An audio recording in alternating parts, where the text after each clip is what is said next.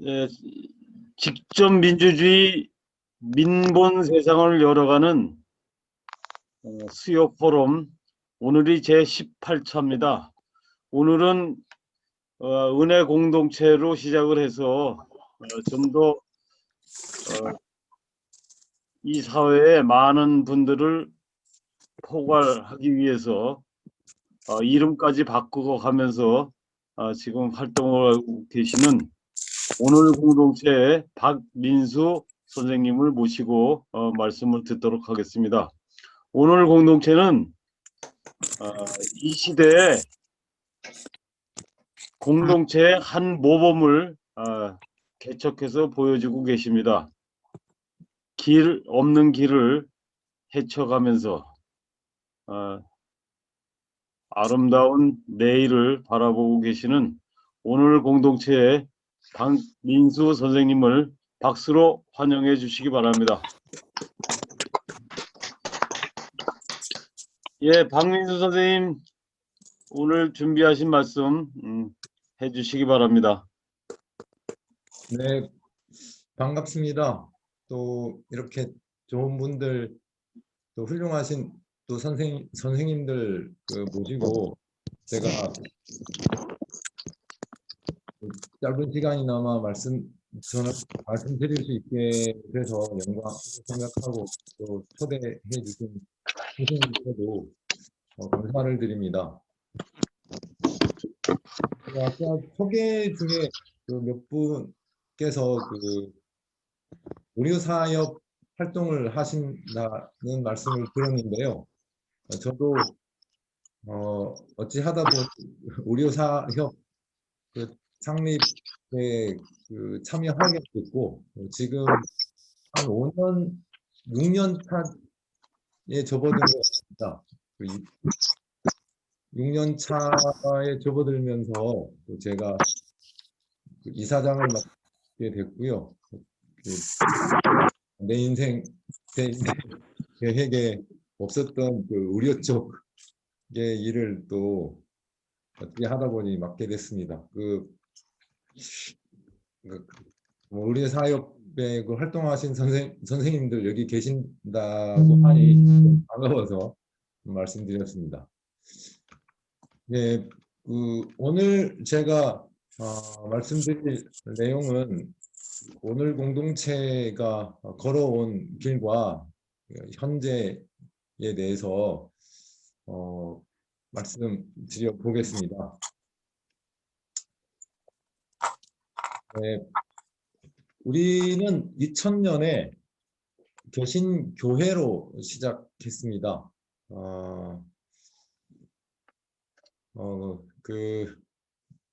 지금에 와서는 개신교회로 시작했다는 부분이 많은 또 생각을 갖게 하는 요인이긴 합니다. 저희에게는 다행이었다라고 또 생각을 하지만, 또 요즘과 같은 이런 뭐랄까 할까요, 좀 비상식적이고 또 좀 과하게 말해서 몰상식적인 이런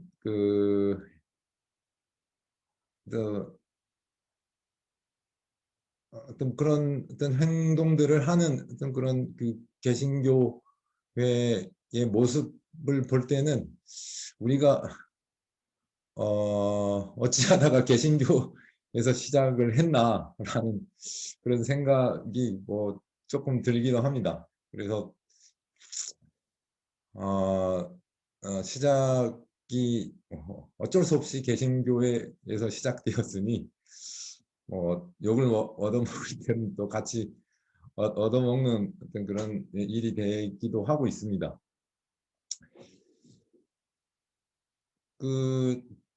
주로 초기 멤버들이 대학생들이었습니다. 이 대학생들이다 보니 특별한 활동을 했는데요. 토론식 성경 공부였다 할 수 있는데요. 토론식 성경 공부라고 하는 거는 어떤 주로 종교 종교 공간에서 특히 뭐 개신교라고 하겠습니다. 개신교에서 이루어지는 성경 공부를 보면 주제를 정해놓고 또는 뭐 결론을 미리 정해놓고 성경 구절을 인용해가는 그런 성경 공부가 대부분입니다. 그런데 어째 하다 보니 대학생들이어서 그렇게 열었던 것 같습니다. 어떤 결론을 정해놓지 않고 텍스트를 놓고 비평적으로 읽어가는 어떤 그런 성경 공부였고요. 텍스트가 말하는 핵심이 무엇인지를 찾아가는 그런 성경 공부였습니다. 네, 주 텍스트는 복음서였습니다. 예수의 삶, 또 예수의 가르침이 담겨져 있는 책이라고 하죠. 이 복음서가 한 4권 정도 되는데 이 4권을 한 10년 정도 공부했던 것 같습니다. 복음서를 그렇게 오랫동안 공부하게 된 계기는 우리가 알지 못했던 개신교에 대한 어떤 새로운 어떤 사실들을 발견하게 되었고, 그 새롭게 발견되어지는 예수의 가르침, 또 예수의 삶이 그 기존의 어떤 개신교의 가르침하고는 뭐 거의 극과 극이라고 할까요? 그런 내용이라는 것을 알고 사실 그 복음서에서 빠져나오지 못했다라고 하는 것이 맞을 것 같습니다.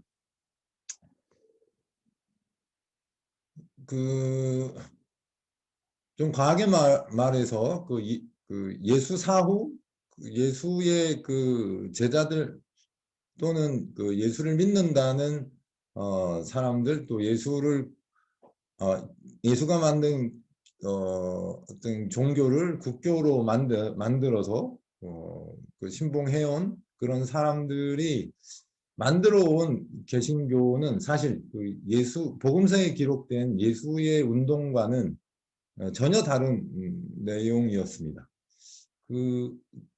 그것이 우리에게는 충격으로 다가왔던 것 같습니다.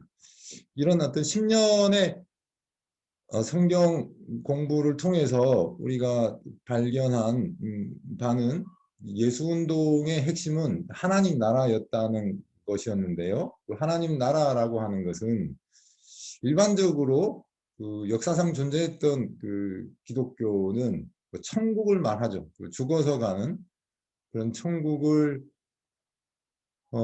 기독교는 말해왔는데 정작 예수는 죽어서 가는 천국을 뭐 언급하긴 했지만 그의 핵심은 죽어서 가는 천국이 아닌 이 땅 위에서 이루어지는 그런 천국이었습니다. 그 기독교인들이 주문처럼 외우고 있는 그 주기도문이라고 하는데도 그런 내용이 담겨 있는데요. 주기도문에 하나님 나라에 대한 언급이 있죠. 그 하나님 나라를 어떻게 지향해야 되는지를 말하고 있는데요.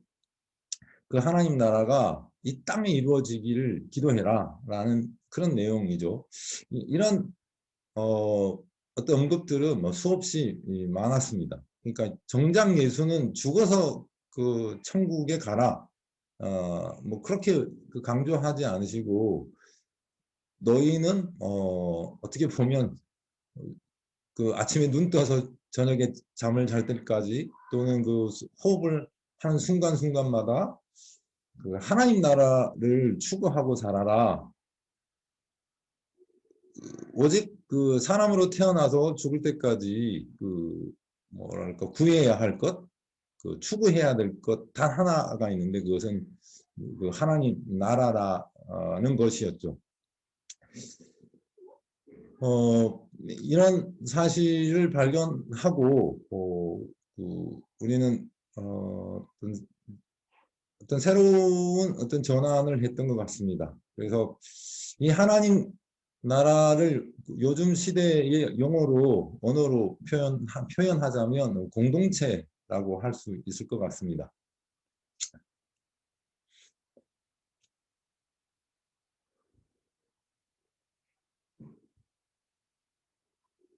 그래서 우리가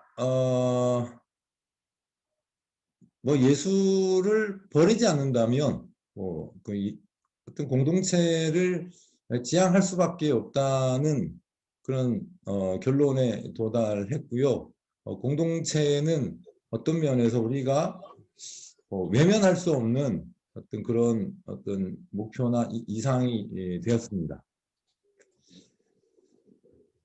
여기서 몇 가지, 한 두 가지 부연하고 싶은 바가 있는데요.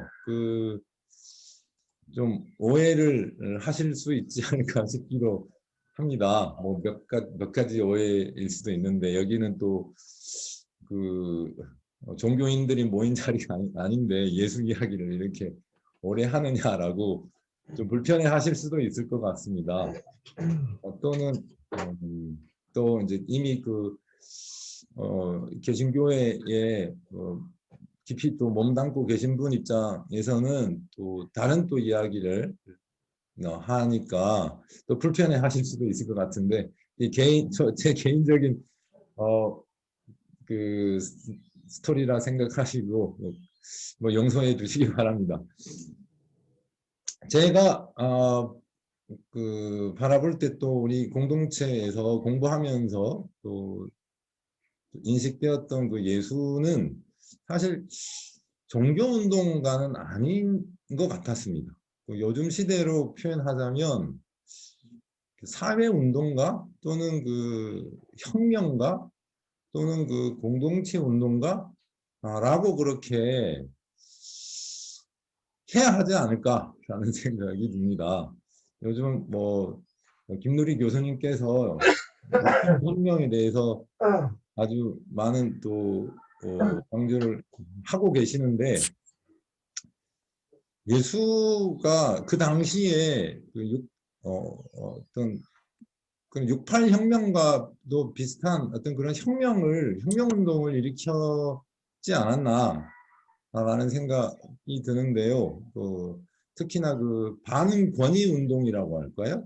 모든 억압으로부터의 해방이란 관점에서 보면 예수는 진정한 6.8 혁명 동지가 아니었나라는 생각을 해봅니다. 예수가 한 말 중에 이런 말이 있습니다. 그 당시 유대 사회는 어떤 종교가 지배하는 사회였는데, 종교 이데올로그 중에서 가장 핵심적인 이데올로그가 안식일이었거든요. 안식일이 신의 어떤 지상 명령처럼 그렇게 주어져 있는 시기였는데, 예수는 그 당시 종교 지도자들이 강제하는 그 안식일법을 따르지 않았거든요. 그래서 항상 안식일 때문에 부딪혔는데 자유롭게 행한 거죠. 권위에 순종하지 않았죠. 그래서 매번 이렇게 반박이 들어왔는데, 그 반박이 들어올 때 예수가 했던 말 중에 하나가, 사람이 안식일을 위해서 있냐? 안식일은 사람을 위해서 있는 것이다. 안식일은 사람을 위한 어떤 날, 쉽게 말해서 쉬는 날이지, 인간이 안식일에 뭐랄까 포획된 날은 아니다라는 이런 말씀을 하십니다. 그런 어떤 억압된 사회 속에서 모든 권위를 걷어내고 걷어낸 권위 위에 억압이 풀린 사회에 공동체를 모든 존재가 평화롭게 살아가는, 정말 행복을 누리고 살아가는 그런 사회를 그는 일구려고 했다라고 그렇게 또 저는 보고 싶습니다.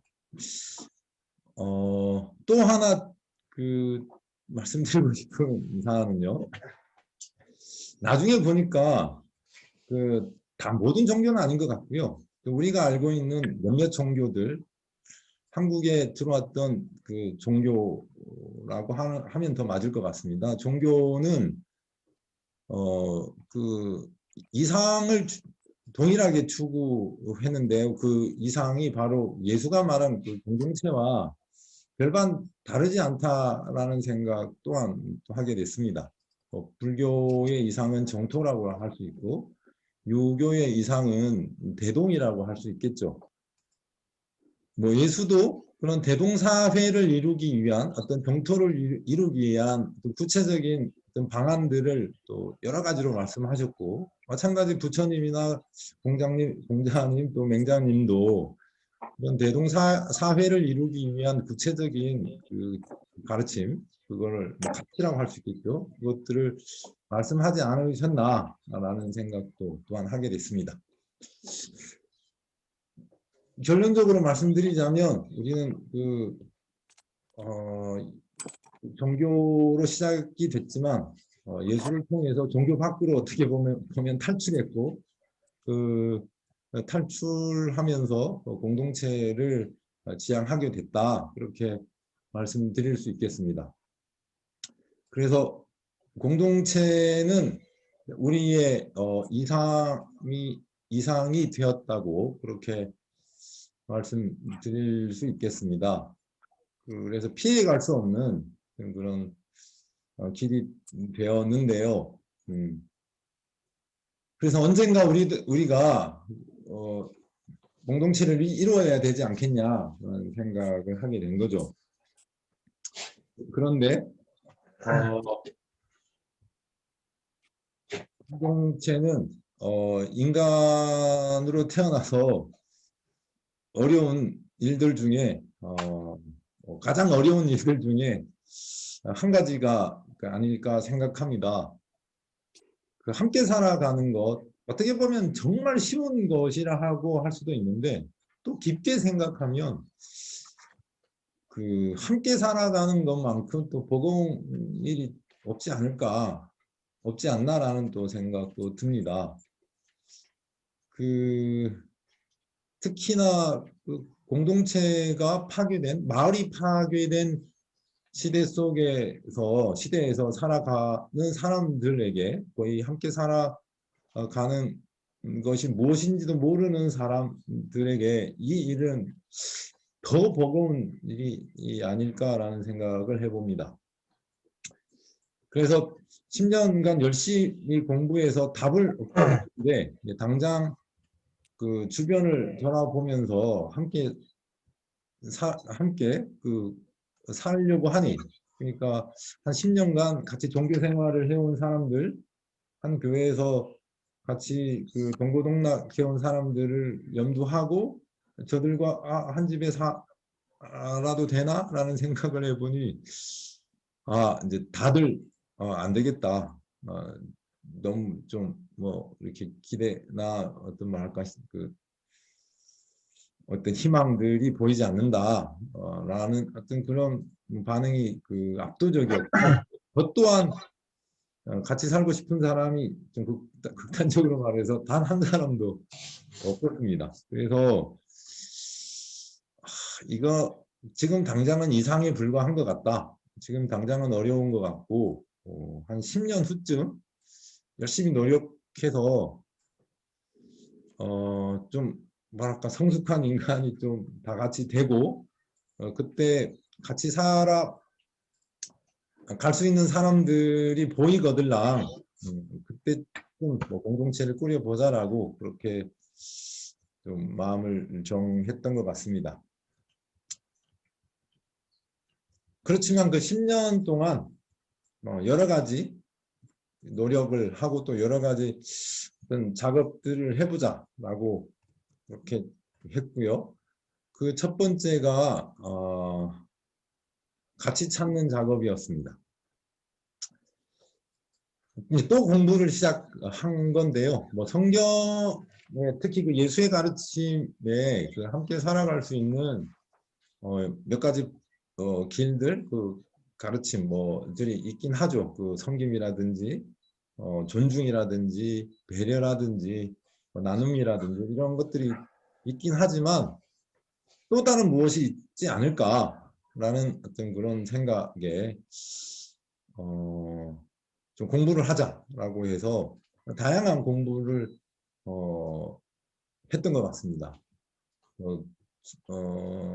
독서 토론을 주로 많이 했던 것 같고요. 또 함께 모이는 시간을 활용해서 인문학 강의도 다양하게 또 들었던 것 같습니다. 뭐 한 주제를 갖고 한 1년 정도 강의 듣곤 했었는데요.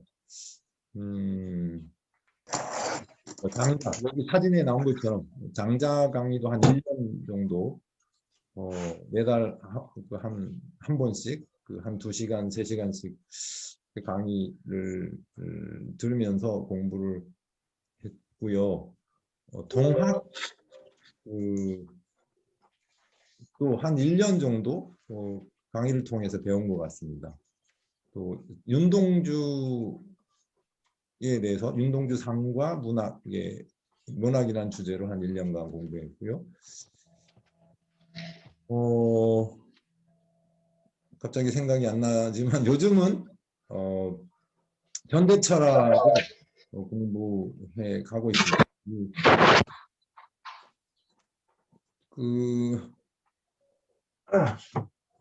다 맞지는 않지만 공부한 만큼 또 생각이 깊어지는 만큼 공동체적 삶의 깊이가 조금씩 깊어져 가는 것 같습니다. 또 공동체로 또 살아가다 보면 문제들이 많이 또 발생이 되죠. 문제들을 해결하는 또 방도로서 이 공부도 또 중요한 어떤 뭐랄까 중요한 또 방도가 되는 것 같습니다.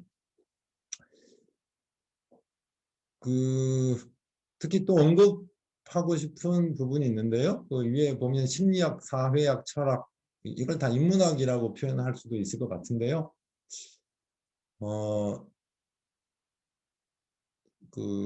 이 심리학이나 사회학이나 철학이 우리에게 주었던 인사이트라고 할까요? 뭐 이런 것들이 좀 있습니다. 뭐 심리학에서도 여러 가지를 우리가 배운 것 같은데요. 그 중에서도 핵심은 사람에겐 마음이 있다는 것, 그리고 마음과 마음이 소통이 될 때 더 깊은 차원의 관계로 나아갈 수 있다. 이런 거를 심리학을 통해서 우리가 배웠습니다. 또 마음과 마음이 서로 울릴 때 진정한 공감이 일어나고, 이 공감이 일어났을 때 깊은 어떤 하나됨을 같이 느껴간다는 것이죠. 또 함께 살다 보면 마음의 어느 부위가 좀 병이 들었다는 것을 또 발견할 수도 있고, 그 병을 어떤 면에서 마음의 병이라고 할 수 있겠죠. 치료해 가는 것이 또한 함께 살아감에 있어서 더 뭐랄까 풍성한 삶을 살아가는 데 큰 도움이 된다. 뭐 이런 것들을 심리학을 통해서 배웠던 것 같습니다. 특히 대화 방법에 대해서 심리학은 또 많은 그런 지침들을 또 우리에게 주었던 것 같습니다. 사회학은 주로 진보적인 어떤 그런 영역의 사회학을 공부했던 것 같습니다.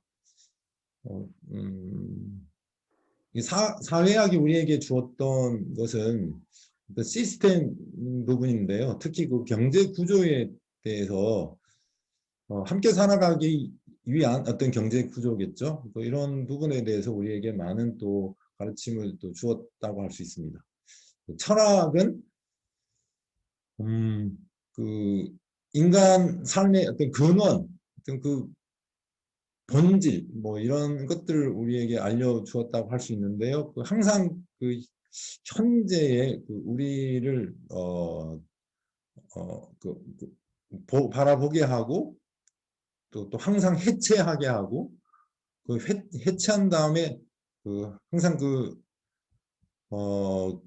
인간의 본연, 근원에 가서 거기서 어떤 답을 찾게 하는 어떤 그런 일들을 철학이 우리에게 해 주었던 것 같습니다.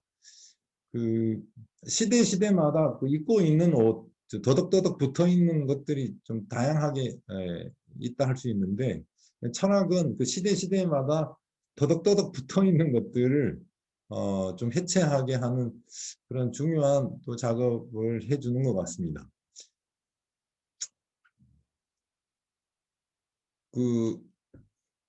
우리가 최근에 이름을 은혜 공동체에서 오늘 공동체로 바꾸었는데요. 오늘이라고 하는 화두도 이 철학을 통해서 우리가 발견했던 것 같습니다. 인간 삶의 본질은 어디에 있을까? 인간 삶은 어디에 있나라는 어떤 그런 질문을 하다 보니 인간 삶의 근원은 오늘에 있다. 현재에 집중해서 살아가는 것, 그게 인간 삶의 가장 핵심이고 그 삶을 살아내는 사람이 비로소 행복을 얻는 것이 아닌가라는 그런 답을 철학이 우리에게 안겨준 거라고 그렇게 말씀드릴 수 있겠습니다.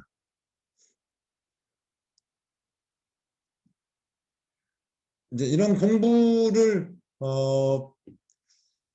해가면서 살아감에 필요한 많은 배움들을 뭐랄까 해갔던 것 같고요. 그 배운 만큼 또 삶에 적용하는 것이 필요하지 않냐. 또 그 삶에 적용하지 않으면 이런 것들은 다 또 뭐랄까 공중에 다 먼지처럼 날아가는 것이지 않냐라는 이런 생각도 은연중에 좀 하게 됐고요. 또 배우다 보니 또 어느 부분 삶에 작게나마 이제 적용이 되었던 것 같고요. 적용하는 만큼은 그 사람들 개개인의 삶들이 조금씩 바뀌어져 갔던 것 같습니다. 그러니까 배운 만큼 적용해보자, 또 배운 만큼 조금씩 바뀌다 보니 함께 사는 실험을 해보자라는 그런 이야기들도 나오기 시작했고요. 그렇게 마음을 갖는 사람들이 몇몇이 모여서 예비적 공동체라고 할까요? 함께 사는 어떤 실험을 이런 사람들 중심으로 해보게 됐습니다. 우리는 연합가족이라고 불렀는데요. 지금으로 말하면 어떤 사회적 가족이라고 해도 무방할 것 같습니다. 혈연 중심이 아닌 어떤 사회적 연대체인 거죠. 이 사회적 연대체가 한 주민등록에 등재하고 연대체가 한 세대를 일구고 살아가는 그런 형태인 거죠. 대문을 하나 두고 살아가는 그런 삶의 방식이었습니다. 좀 획기적인 실험이었다고 할 수 있는데요. 좀 우려감도 많았습니다. 그런데 결과적으로 말씀드리자면 성공적이었다라고 그렇게 말을 할 수 있겠습니다. 여기 지금 사진에 등장하는 분들이 주인공들인데요. 대부분 여성들이죠. 이 첫 번째 사진은 한부모 가족 두 가족이 연합 가정을 일군 사례이고요. 한부모 가족의 엄마와 아이들, 거기에 싱글 여성 둘이 참여하여서 한 8명이 한 집에 살았습니다. 옆에는 싱글 여성 넷이 한 집에 사는 실험을 했고요. 여기 사진에 등장하진 않지만 남성 싱글 4명이 또 하나의 연합가족을 이루었습니다. 이 사진에 등장하는 연합가족은 대성공을 이뤄서 지금 현재 은공 1호에 같이 참여하고 있고요. 이분들이 이제 두 팀이 같이 함께 모여서 한 부족을 일구게 됐습니다. 그리고 남성 팀은 잘 살다가 설거지 문제로 또는 집안 청소 문제로 한 2년 넘게 재밌게 살다가 3년 차에 아주 심각해졌고요. 4년 차에 좀 뭐 어쩔 수 없이 너무 힘들어서 깨지게 됐습니다. 그래서 한 세 팀이 시작을 했는데 두 팀은 성공하고 한 팀은 좀 실패를 한 거죠. 그런데 그 깨진 그 팀도 심기일전해서 조직 다시 연합가정을 일궜는데요.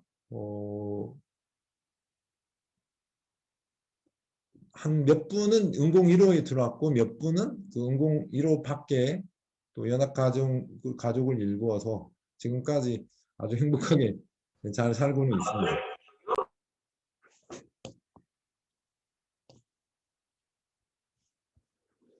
그리고 두 번째 실험인데요.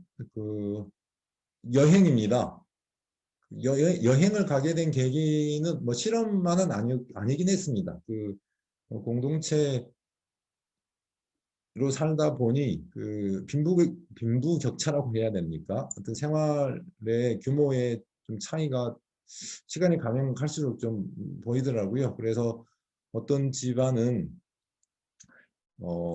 해외 여행을 종종 가곤 하는데 또 어떤 집안은 한 번도 가지 못하는 경우가 발생이 되었고, 그 어른들은 뭐 그렇다 치더라도 그 집에 있는 아이들을 볼 때 항상 그 누구는 갔다 와서 뭐 여행 이야기를 하는데 또 어떤 친구는 한 번도 가지 못해서 좀 주눅 들어 있는 뭐 그런 모습들이 있곤 했죠. 그래서 그 단 한 번도 해외 여행을 가지 못한 아이들을 챙기는 차원에서 여행을 계획한 부분도 있긴 합니다. 그러나 더 큰 목적은 그 대식구가 아까 그 연합가정도 또 하나의 실험이긴 하지만 그래도 소단위인 거죠. 그리고 우리가 궁극으로 살고 싶은 어떤 그 규모는 뭐 한 50명 혹은 100명 정도가 대식구를 이루어서 살아가는 그런 형태였기에 그런 실험을 할 수 있는 어떤 방법이 무엇일까? 대식구가 함께 살아갈 수 있는 그런 방법이 무엇일까를 고민하다가 생각해낸 것이 여행입니다. 특히 해외여행인데요. 그 해외 가면 2박 3일 또 3박 4일 혹은 5박 6일 한 호텔을 통으로 빌려서 같이 이제 살아가는 방식이죠. 물론 주변에 여행지를 뭐 돌아다니긴 하지만 또 어느 때는 어느 하루는 뭐 하루 종일 호텔에 또는 그 호텔 밖에 있는 그 유유 시설에 함께 그 뭐 놀면서 지내는 그런 어떤 생활을 해보는 것이었습니다. 이 또한 그 처음 시작할 때는 우려감이 상당히 높았는데요. 어떻게 보면 실험 중에서 가장 대성공이었다고 할 수 있습니다. 여행을 다녀올 때마다 여행 아리를 했고요. 그 뭐랄까 그 뭐 이성 교제를 처음 시작했는데 서로 마음이 이렇게 타오를 때는 그 아리를 하지 않습니까? 같이 있으면 좋은데 떠나 있으면 막 그 눈앞에 아롱거리는 그런 현상이라 할 수 있는데 여행 갔다 오면 한 뭐 몇 주씩 그 일이 잘 손에 안 잡힐 만큼 공동체 전체적으로 그렇게 좀 아리를 하고 있습니다. 그래서 함께 50명 혹은 100명이 대식구를 이루어서 살아도 더 좋겠다. 뭐 연합가정 수준이 아니라 많으면 많을수록 더 좋겠다라는 어떤 그런 답을 여행을 통해서 우리는 좀 얻었던 것 같습니다.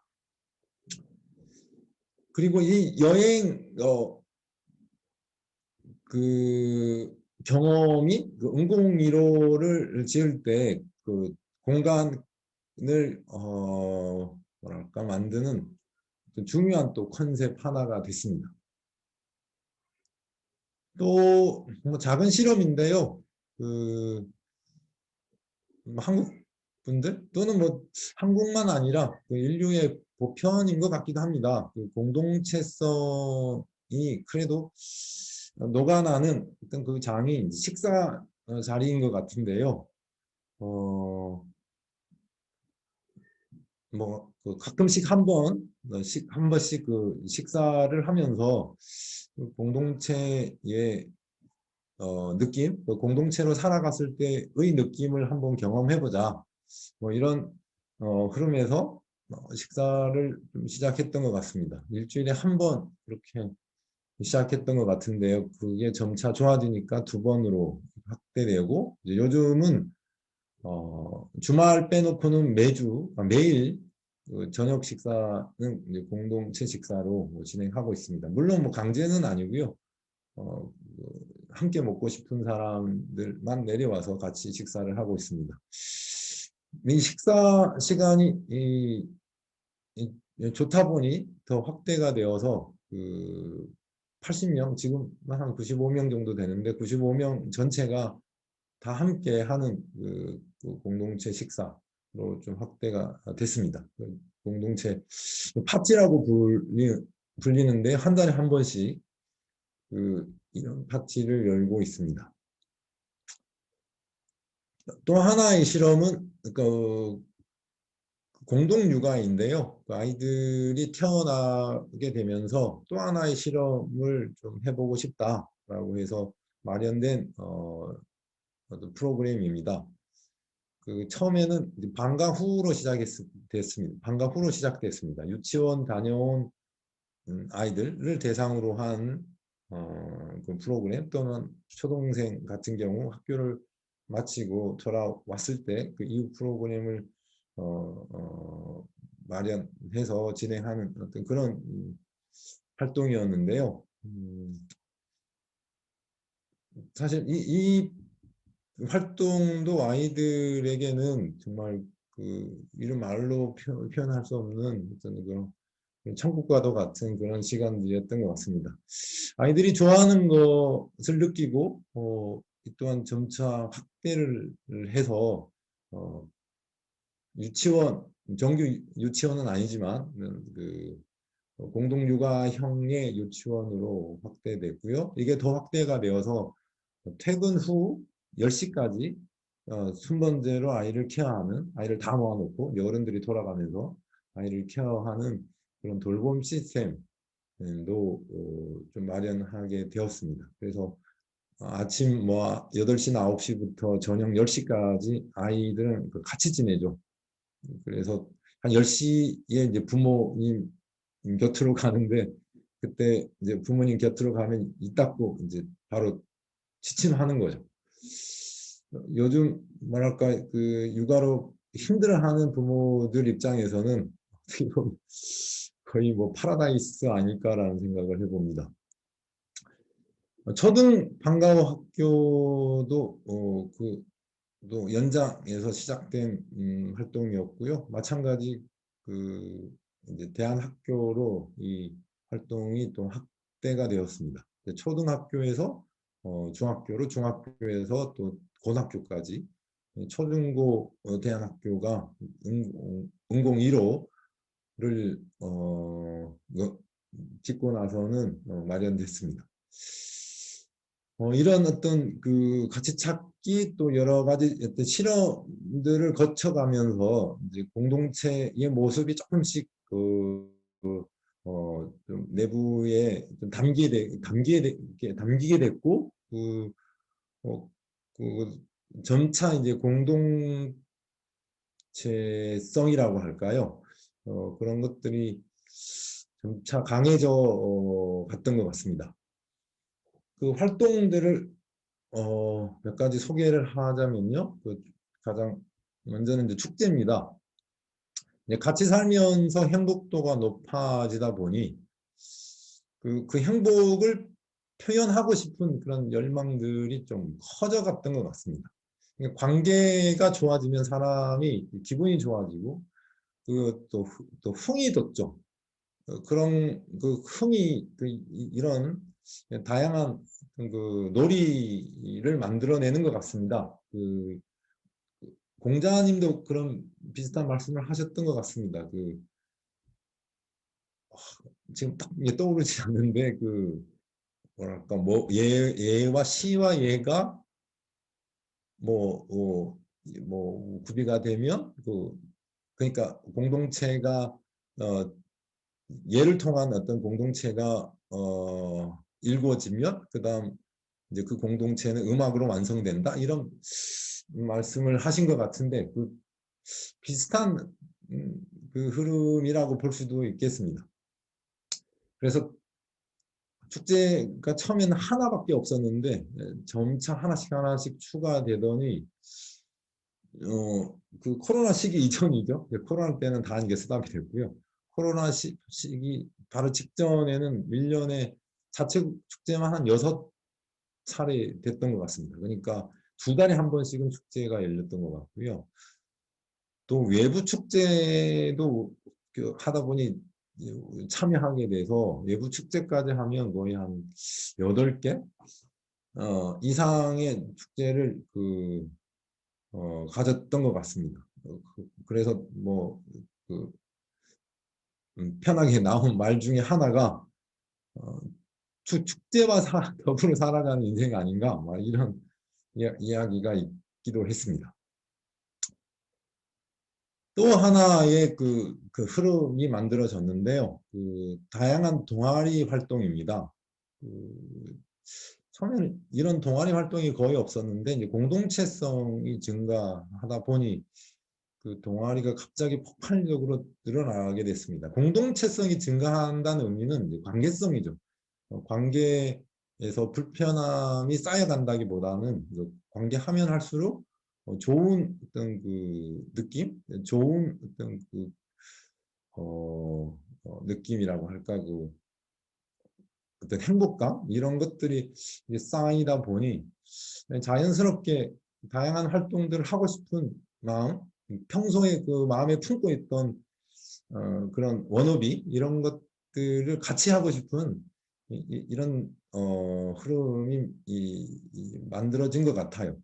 그래서 뭐 음악 동아리라든지 운동 동아리라든지 뭐 독서 동아리라든지 어학 동아리라든지 뭐 취미 동아리라든지 사실 누구도 그 개수를 정확하게 헤아릴 수 없을 만큼 다양한 동아리들이 만들어졌습니다.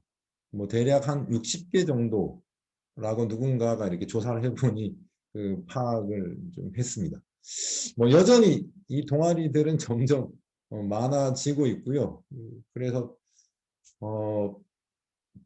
퇴근 후가 바쁜 퇴근 후가 알찬 그런 삶이 주어진 것 같다고 합니다. 그래서 종종 하는 말이 직장은 쉬러 간다라고 하고요.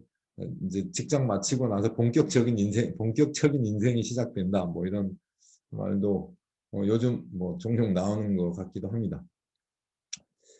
그리고 이제 공동체성이 점차 증가되면서 두 가지 흐름이 또뭐 경제적 차원에서 두 가지 흐름이 만들어졌는데 한 흐름은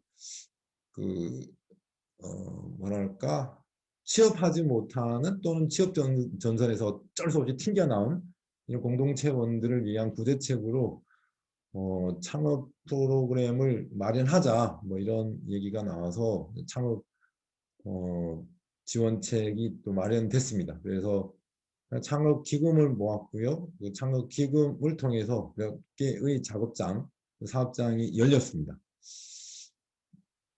주로 첫 번째, 이제 두 번째 이런 사업장들이 어떤 창업 지원을 통해서 만들어진 사업장이고요. 그리고 또 하나의 흐름은 참 공동체에서 살아가는 삶은 정말 행복한데 그와 대비되어서 이제 직장 생활이죠. 이제 아침에 일어나서 직장을 가는데 그 공동체가 행복해지면 해질수록 그 아침에 일어나서 출근하는 그 기분이 정말 이제 힘들다는 거죠. 말할까 직장 생활이 점차 더 버겁게 느껴진다. 그래서 직장도 행복할 수 없겠냐라는 이런 생각들이 점차 이제 공유되면서 우리가 일할 수 있는 또 행복하게 일할 수 있는 그 일터를 만들어 보자라고 해서 몇 개 또 사업장을 만들었죠. 이제 공동체 사업장인 거죠. 이 데이케어 센터 또 오늘 도시락이 이제 대표적인 그런 공동체 사업장이라 할 수 있습니다. 데이케어의 한 5명 정도가 그 경영진으로 행정직으로 참여하고 있고요. 센터가 한 3개 정도 됩니다. 그리고 뭐 직영도 있고 뭐 뭐랄까 재정 지원만 해서 이제 반직영도 있기도 합니다. 오늘 도시락 가게도 이제 직영인데요. 여기에 한 5명 정도의 공동체원들이 참여해서 일하고 있습니다. 앞으로 이 공동체 작업장, 사업장은 조금씩 늘어나지 않을까라는 생각을 해보고요. 목표는 공동체 멤버가 한 60명 된다고 하면 한 30명 정도는 그냥 공동체 작업장에서 일을 해야 되지 않겠냐, 이 정도 생각을 하고 있습니다. 그리고 또 하나의 장치를 마련했는데요. 복지입니다. 공동체성이 증가하다 보니 공동체 안에 그 안전망을 마련해야 되지 않을까라는 그런 그 의식들이 점차 좀 커졌던 것 같고요. 그런 생각만 크게 갖고 있다가 어떤 촉발이 된 계기가 있는데, 그 박근혜 대통령이 대통령 선거에 나왔을 때였던 것 같습니다. 그때 그 대통령 그 선거 전에 그 가장 핫한 이슈가 이제 복지였던 것 같은데요. 그 전 선거 때부터 그때까지 한 몇 년여간에 선거 그 캐치프레이즈라고 할까요? 그 아젠다가 복지였던 것 같습니다. 그 선거철만 되면 다양한 어떤 복지 그 정책들이 발표되곤 했었는데 반신반의했죠. 국가가 이런 복지, 북유럽과 같은 그런 복지를 실행해 준다면 더할 나위 없이 좋겠다라는 그런 기대감을 한편에 갖고는 있었고요. 또 한편에서는 과연 실현이 될까라는 그런 의구심들도 있기도 했죠. 근데 역시나 국가가 우리나라에서는 그렇게 완벽하게 해주진 않았던 것 같습니다. 그래서 정말 공동체적으로 필요하고 나라 전체적으로 필요한데 그 국가가 해줄 때까지 기다려야 하는가, 언제까지 기다려야 하는가, 우리는 너무나 시급하다라는 그런 생각에 한 1년간 토의를 거쳐서 무상 의료, 또 무상 교육이라는 어떤 그런 뭐랄까 핵심을 뭐랄까 둔 공동체 복지 시스템을 마련했습니다. 그래서 지금 한 8년 정도 지난 것 같은데요. 잘 지금은 진행되고 있습니다. 병원비는 전액 지원하고 있고요. 학비는 최초 설계 때는 대학 등록금 전액 지원이었는데 유치 시기부터 지원하자는 부모들의 강력한 요구가 있어서 그럼 대학 등록금을 반절로 하고 유치부터 지원하는 것으로 하자라고 이제 변경하긴 했습니다. 이 복지를 실행하고 나서 어떻게 보면 진정한 어떤 한 가족이 되었다라는 느낌을 모두가 갖게 된 것 같습니다. 좀 복지가 마련되기 전에는 말로만 같은 그런 가족이라는 그런 생각이 또 한쪽 구석에 좀 있었거든요. 물론 정서적으로는 엄청난 친밀감을 가졌지만 그러니까 공동체 어떤 공동체 한 공동체원이 힘들었을 때 그 다들 외면할 수밖에 없는 그런 구조가 되다 보니 그런 상황에서는 말로만인가? 라는 이런 생각이 한켠에 있고 또 그게 반복이 되면 또 아픔이 되기도 했었습니다. 그런데 이제 공동체적으로 이런 시스템이 마련되다 보니까 이제 진정한 어떤 한 가족, 한 식구가 된 것 같다라는 느낌. 그리고 모두 다가 좀 안전한 그 공간에서 살고 있다는 그런 느낌을 또 많이 받는 것 같고요. 이 공동체, 이 복지 시스템이 마련되고 나서부터 불안도가 획기적으로 준 것 같습니다. 예전에는 어떤 나눔을 하게 되면 불안에 관련한 어떤 내용들이 상당히 많았거든요. 뭐 아이 교육에 대한 불안, 앞으로 어떻게 교육시켜가지? 라는 이런 불안들, 또는 노후에는 어떻게 살지? 라는 이런 불안들 등등의 불안들이 단골 메뉴였다면 공동체 복지 시스템이 마련되고 나서부터는 거의 그 불안 관련한 나눔은 거의 없어진 것 같습니다. 그래서 여러 단위의 그 모임들, 특히 진보를 지향하는 그런 모임들이 있다면 이 복지는 적극적으로 좀 뭐 작든 크든 좀 시스템을 좀 마련해 보면 어떨까라는 생각을 하고 있습니다. 그다음 공동체적으로 좀 좀 공동체성이 지금 확대되다 보니까 또 다양한 활동들을 좀 연대 활동들을 할 수 있었던 것 같습니다. 지금도 뭐 여러 채널로 하고 있는데요. 특히나 이제 우리가 좀 주안점으로 삼았던 부분이 우리가 할 수 있는 일 중에 가장 우리가 할 수 있는 것이 무엇일까를 찾다가 이제 우리가 찾았던 영역은 그 국가 폭력 희생자들, 누구도 이분들은 찾지 않으니까 또 혼자 찾기는 좀 무섭기도 하고요. 그래서 공동체로 찾아가는 일을 좀 적극적으로 해왔던 것 같습니다. 특히 우리나라에는 이제 조작 간첩들, 간첩은 아닌데 국가기관에 끌려가서 고문당해서 간첩이 되신 분들이 상당히 많은데요. 이분들이 거의 뭐 보호받지 못한 상태로 살고 있었죠. 뭐 황대권 선생님도 이런 조작간첩 피해자 중에 한 분이시죠. 또는 강기훈 씨도 국가폭력 간첩은 아니지만 또 희생자이시기도 하죠. 이런 분들을 적극적으로 찾아가보자라고 해서 지금은 아주 이웃처럼 한 가족처럼 이렇게 지내고 있습니다. 그리고 요즘 또 크게 우리가 또 관심을 갖고 있는 부분은 주민자치 또는 마을공화국, 직접민주주의 뭐 이런 용어로 지금 우리가 불리고 있는데 뭐 이런 활동들을 좀 열심히 해보려고 하고 있습니다.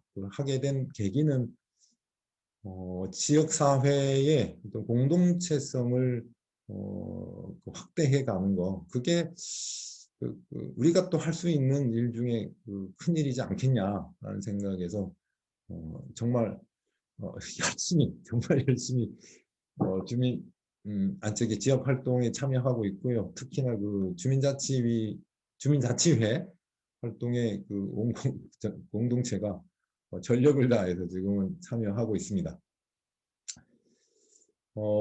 그리고 또 하나 이제 우리가 작업했던 것이 생활 공동체를 꾸린 일인데요. 운공 1호를 지었습니다. 원래는 10년 후에, 그러니까 2010년에 2020년을 바라보고 설계한 어떤 작업이었다면 이런 공동체성이 폭발적으로 증가하면서 10년까지 기다리지 않았고요. 기다리지 못했고 2015년에 토지를 구입하고 2017년에 입주를 해서 지금까지 한 4년 차 살아오고 있습니다. 뭐 세대 구성은 다양하고요. 살아가는 방식은 좀 독특합니다. 그 뭐랄까 그 연합가정 형태의 확장이라고 할까요? 한 대문을 열고 가면 내 아이만 있는 것이 아니고 남의 아이도 있고 내 아내만 있는 게 아니고 또 친구 아내도 있는 그런 구조인 거죠. 우리는 이 형태를 이제 부족이라고 부르고 있는데 부족 형태로 살아가고 있습니다. 그리고 이 화살표가 있는데요. 이 화살표는 청소년들입니다. 청소년들에게 그 선택권을 줬는데 부모랑 같이 살고 싶냐 아니면 부모를 떠나서 다른 집에 살고 싶냐라고 이제 물어서 선택을 하게 했는데 대부분의 청소년들이 부모를 떠나서 살고 싶다 해서 다른 부족으로 이동해서 살고 있다는 그런 표시입니다. 그리고 부족 형태로 살아가고는 있지만 또 부족 안에 연대성, 그 친밀감이 상당히 높긴 하지만 또 부족 간의 벽이 있는 건 또 아니고요. 내부족 전체가 또 한 가족처럼 그렇게 살아가는 구조입니다. 공간 컨셉인데요. 우리가 살아온 삶이 있다 보니 이 삶이 자연스럽게 공간에 반영이 된 것 같습니다. 그래서 우리 집에 오신 분들이 좀 특이하다라는 이런 많은 평들을 해주시는데 우리 삶이 녹아나서 그렇지 않나라는 생각이 듭니다. 그 마지막 세 번째부터 말씀을 드리는 게 맞을 것 같은데요. 우리가 활동이 점점 많아지다 보니까 이 활동을 담을 수 있는 공간이 절대적으로 필요했습니다. 그러니까 쉽게 말해서 공유 공간 하나로는 이 활동을 다 담을 수 없어서 어떻게 하든 어떤 최대한 노력해서 이 공간 안에 활동할 수 있는 공간이 공유 공간이 많아야 된다. 이런 어떻게 보면 절박함들이 좀 있었던 것 같습니다. 그러니까 우리가 이 집에 와서 사는데 내 공간을 차지하기 위해서 이 집에 들어온 게 아니고 옆에 사는 친구랑 같이 어떻게 보면 놀기 위해서 이 집에 들어왔다는 거죠. 그러면 내가 사는 집은 그렇게 큰 의미가 없고 같이 놀 수 있는 공간이 더 큰 의미가 있다는 거죠. 그렇다 보니 놀 수 있는 공간이 엄청 많습니다. 그래서 이 부분이 좀 다른 어떤 뭐랄까 사회적 주택에 비해서 좀 특이한 부분이라 할 수 있고요. 또 하나는 세대 부족별로 살고 있긴 하지만 24시간 이 문들이 다 열려 있다는 거죠. 또 어떻게 보면 현관에 뭐죠? 번호키가 없습니다. 열쇠가 없습니다. 그러니까 24시간 내내 그냥 개방되어 있는 거죠. 그래서 뭐 누군가가 말했는데요. 또 도둑이 맘만 먹으면 언제든 들어와서 도둑질해 갈 수 있는 그런 뭐 집이긴 합니다. 뭐 때문에 번호키도 없고 인터폰도 없고 뭐 아무것도 없습니다. 그렇다 보니 뭐 그렇게 뭐랄까 공간이 그렇게 컨셉화된 이유는 이 집에 들어왔는데 대문 잠그고 살면 그게 더 답답할 것 같다. 뭐 서로 어떻게 보면 소통하려고 이 집에 들어온 건데 뭐 문 닫지 말자 하고 해서 문을 열게 됐고요. 그렇다 보니 이 300평으로 되어 있는데 400평이라고 보는 게 맞을 것 같습니다. 400평 전체가 내 집처럼 그렇게 좀 된 것 같습니다. 그리고 마지막인데요. 여행자의 집입니다. 위 앞부분에서 제가 좀 설명을 드렸는데 우리에게는 여행 이후에 쌓인 어떤 행복감들이 아주 격천이 좀 많이 쌓여 있습니다. 그래서 항상 여행하는 사람의 심정으로 하루하루를 살아가고 있는데요. 집도 그랬으면 좋겠다. 집도 호텔 분위기 또는 그런 어떤 뭐랄까 펜션 분위기라고 할까요? 또는 리조트 분위기였으면 좋겠다라는 이런 이야기들이 있었고 집을 꾸려갈 가면서 자연스럽게 이런 어떤 여행자의 집 분위기가 만들어진 것 같습니다. 어떤 그 방송국에서 촬영 나오신 어떤 PD 분이 한번 쭉 돌아보더니 이런 말씀을 해주셨어요. 이 집은 꼭 크루즈 여행 여객선 같다 이런 말씀을 해주셨는데 적절한 표현이었다라고 생각이 들었습니다. 그래서 여행자의 집에 살려면 어쩔 수 없이 집을 주셔야 됩니다. 뭐 그 크루즈 선에 타려면 뭐 컨테이너에 뭐 집 뭐 한 2개, 3개의 뭐 짐을 뭐 가득가득 실어서 탈 수는 없죠. 트렁크 하나에 자기 짐 전체를 다 채워서 들어가게 되죠. 우리 집 들어올 때도 대부분의 멤버들이 거의 극단적으로 말해서 트렁크 하나 들고 들어왔다고 할 수 있습니다. 그동안에 자기들이 모아놓은 짐들 거의 다 버렸던 것 같습니다. 그 공간들 잠깐 보겠는데요. 개인 공간은 뭐 그냥 호텔 방식입니다. 그리고 공간을 좀 효율적으로 사용하기 위해서 개별 공간에 이런 어떤 생활 시설들을 넣지 않고요. 대부분은 공유 섹터에 생활 시설들을 두었습니다. 이게 이제 공간 활용도가 높은 것 같아요. 예를 들어서 개인 공간에 세탁기를 넣는다면 뭐 50명이 산다고 하면 뭐 극단적으로 말해서 세탁기 50개가 필요해야 되는데 이제 공유 섹터에 넣게 되면 세탁실이 한 4개, 5개만 있어도 되는 거죠. 뭐 부엌도 마찬가지고요. 그래서 공간 효율을 위해서는 공유 섹터의 활용을 최대한 좀 높이는 거가 좋지 않을까라는 생각을 해보았고요. 그 다음에 놀 공간이 많이 필요하다 보니 이제 거실도 공유하게 된 거죠.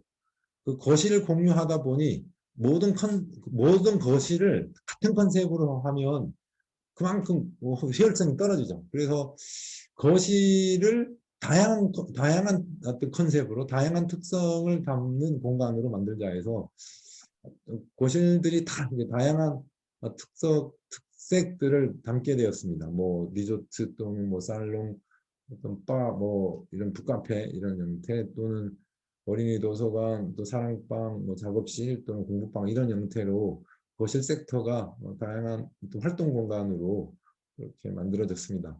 앞으로 누군가가 이런 할 수만 있다면 대문 열고 살자라고만 한다면 그 세대 만약 그 한 공유 주택, 그 공동체 주택에 한 8세대가 산다고 하면 8개의 어떤 그런 다양한 공간이 만들어질 수 있죠. 그러니까 닫아버리면 모든 거실이 그 TV가 주인인 그런 거실이 되고요. 열어버리면 TV는 한 집에만 두고 나머지 공간은 도서관도 만들 수 있고 카페도 만들 수 있고 또는 뭐 공유 어떤 오피스를 만들 수도 있고 그렇게 되지 않을까라는 생각을 해봅니다. 그리고 공유 공간을 위해서 지하를 팠습니다. 이것도 고민이 상당히 컸었는데요. 지하를 파게 되면 건축비가 많이 들더라고요. 나는 지하는 뭐 건축비가 그렇게 많이 안 들 거라 생각했는데 지상 그 건축비보다 더 많이 들었던 것 같습니다. 특히 그 활동 공간으로 사용하려면 채광이나 환기가 되어야 되는데 채광 환기를 위해서는 벽 하나를 더 세워야 되는 거거든요. 선큰 가든을 둬야 돼서 외장도 똑같이 또 들어가야 되고요. 건축비가 많이 들긴 했는데 어쩔 수 없다. 우리는 활동을 위해서 이곳에 들어왔다. 활동 공간이 필요하니 파자라고 해서 지하를 팠는데 정말 잘한 선택인 것 같습니다. 토지 활용도 면에서도 지하를 파는 거는 좀 탁월했던 것 같습니다. 여기에는 이제 큰 어떤 홀도 들어가 있고 공동체 부엌 그다음에 유아 방과후실 또 대안학교실 음악실이 들어 있고요. 그리고 1층도 다 공유 공간으로 좀 만들었습니다. 구청에서 잘 협조를 해주셔서 이런 어떤 주민공동생활시설로 이런 공간들을 좀 열어주셨습니다. 그래서 꼭 카페도 들어가고 게스트하우스도 들어가고 상담팀도 들어갈 수 있게 됐고요. 그 다음에 옥상에는 모든 건물이 다 그렇죠. 다락을 둘 수 있고 이제 옥탑방을 둘 수 있는데 이런 공간들도 다 이제 공유 공간으로 우리는 만들려고 했습니다. 각 세대에 편입시킬 수도 있는데 세대에 편입시켜봐야 이게 창고로 쓸 거니까 그러지 말고 이것도 다양한 어떤 컨셉이 살아있는 그런 공간으로 만들어 보자라고 해서 뭐 옥상 카페라든지 만화방이라든지 뭐 오피스라든지 이런 것들로 어, 그 옥탑이나 다락방을 사용하고 있습니다. 루프가 있는데 이 루프탑 공간도 그냥 여기 그냥 뭐 대부분은 방수 처리하고 그냥 그 좀 뭐랄까 활용할 수 없는 공간으로 그냥 내비두죠. 근데 우리는 놀이 공간이 절대적으로 필요하다 해서 이것도 다 이런 놀이 공간으로 만들었습니다. 뭐 전체 홀에서는 이런 뭐 파티들이 있기도 하고요. 뭐 운동이나 요즘 요가를 많이 합니다. 이게 뭐 현대인들이 그 근육통을 많이 앓고 있어서 허리 질환, 뭐 목 질환들이 많죠. 그렇다 보니 매일 저녁 11시에 요가가 열리는데 한 9명 정도 이렇게 참여하는 것 같습니다. 그 공동체 다목적 홀에서는 그 식사들이 이루어지고요. 그 다음에 대안학교실에서는 대안유치원 교실에서는 낮 시간에 수업이 진행되지만 밤에는 다양한 이런 뭐 댄스나 춤 활동들이 이루어지고 있고요. 또 음악 연습실이 아주 작은데 여기도 활용도가 엄청 높습니다. 밴드 팀들이 많이 만들어졌습니다. 그리고 카페 활용도는 아주 높은 것 같고요. 그 다음에 게스트하우스가 있고 이제 우리는 멘토 멘티 그 활동이 있어서 상담실을 두었습니다. 그리고 각 부족고시들도 여러 가지 활동들이 일어나는 그런 공간으로 좀 활용되고 있습니다. TV는 딱 여기 하나 있습니다. 그 가장 높은 부족거실인데요. TV 보고 싶으면 같이 카톡이 올려서 오늘 뭐랄까 무슨 다큐를 보려고 한다 볼 사람 같이 보자라고 하면 여럿이 모여서 보고 있고요. 청소년들이 게임하고 싶을 때는 다 여기 와서 함께 게임을 하기도 합니다. 영화 볼 때도 많고요. 그 다음에 어린이 거실이 뭐 이런 식으로 활용이 되고 있고 공부방은 거의 오피스로 많이 사용되고 있습니다.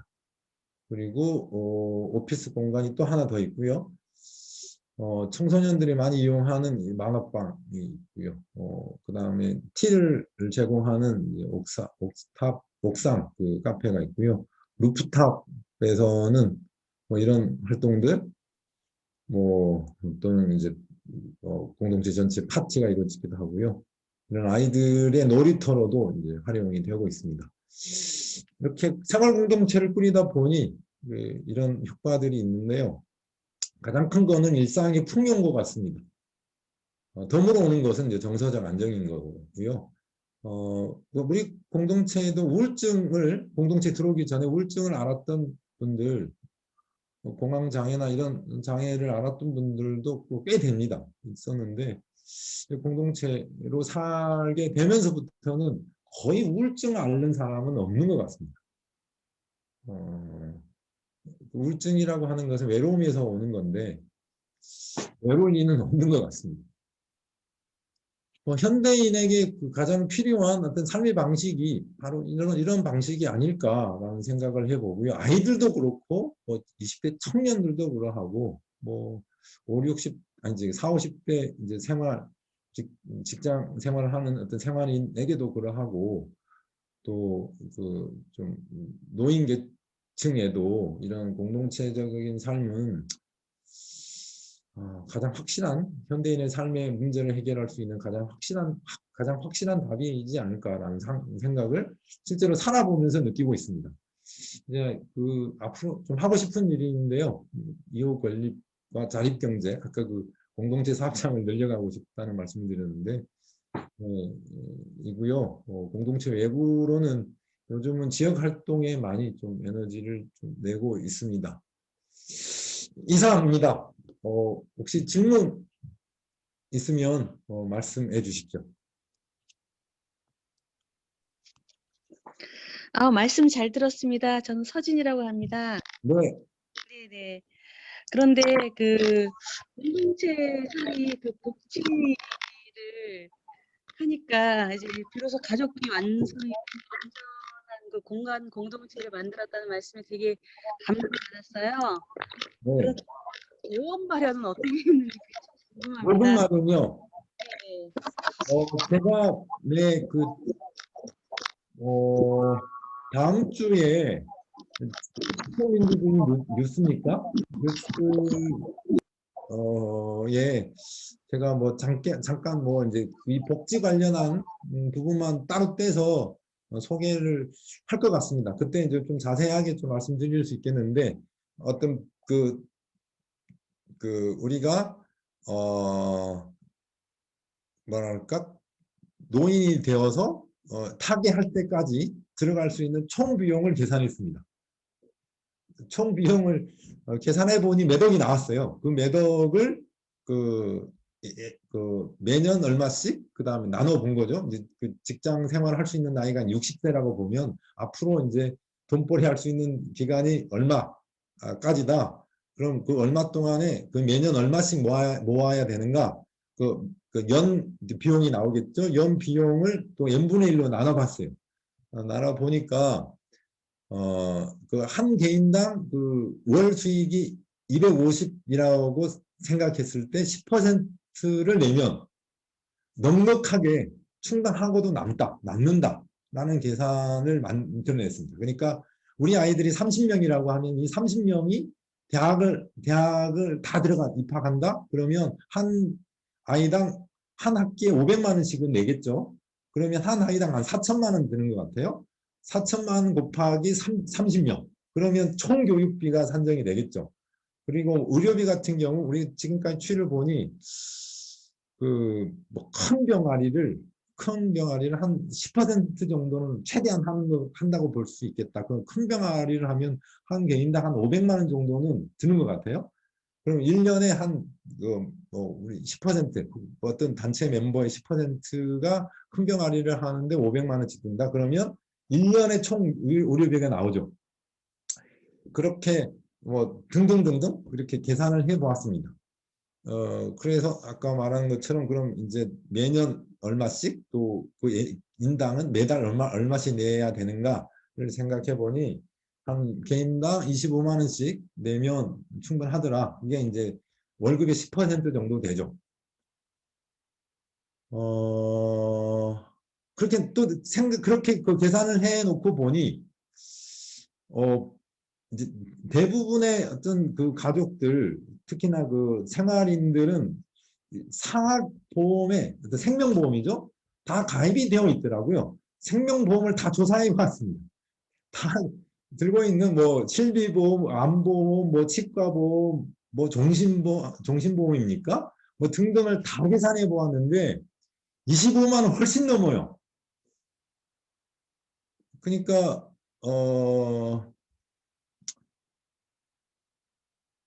그렇다면 그 사보험을 그 선택은 뭐 개인이 하겠지만 사보험을 그냥 다 취소하고 공동체 어떤 시스템으로 다 이렇게 다 넘어온다면 이건 또 그냥 굳이 추가 또 비용을 또 드릴 필요도 없는 거죠.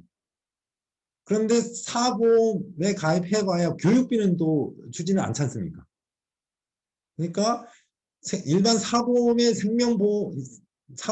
가입된 생명보험을 뭐 재정이 부족하다면 해지하고 그 비용을 우리가 같이 모으면 의료비도 눈이 충당이 되고 거기다가 덤으로 아이들 교육비 거기다가 노후 보장까지 가능해진다는 거예요. 그런 계산에 도달했고요. 그래서 실제로 한번 해보자 라고 해봤더니 맞았습니다. 그래서 우리가 한 50명 정도 된다고 하면요. 뭐 그 수입이 10%를 내거든요. 누구는 한 뭐 4, 5만 원 내기도 하고요. 누구는 연봉이 높은 사람은 한 100만 원씩 내기도 해요. 그러니까 평균치 한 25만 원 내는 것 같습니다. 그런데 의료비 다 지급하고 교육비 다 지급하고 우리 대학생도 있거든요. 대학생들 등록금 반액 다 주고 해도 매년 1억씩 남아요. 그래서 지금 한 10억이 남아있습니다. 10억이 통장에 남아있어요.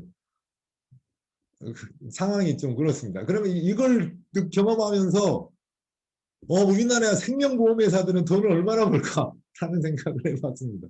우리는 50명을 대상으로 이런 시스템을 구축하고 있는데 생명보험사들은 전국민 대상이지 않습니까? 삼성생명은 돈을 얼마나 벌까를 한번 생각해 봤는데 천문학적인 돈을 매해 벌고 있지 않을까라는 생각을 해보았습니다. 답이 됐는지 모르겠습니다.